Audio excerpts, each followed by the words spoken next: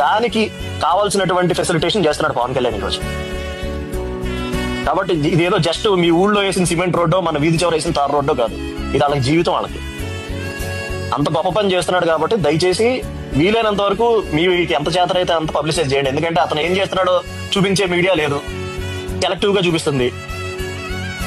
7 student centre లో ఉండాలరా అంటే 8:40 వచ్చిన పవన్ కళ్యాణ్ మీద 10 మంది తోసేస్తే అది చూపించే మీడియా ఉంది తప్ప 70 ఏళ్ళ నుంచి రోడ్లు లేని గ్రామాలకు రోడ్లు వేస్తున్నాడు పవన్ కళ్యాణ్ అని బ్యాన్ రైట్ రాసే మీడియా లేదు.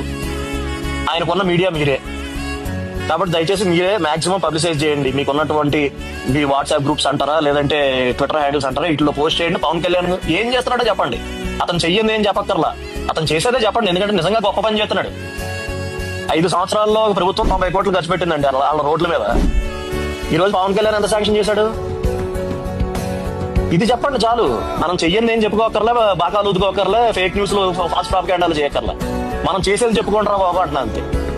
Thank you.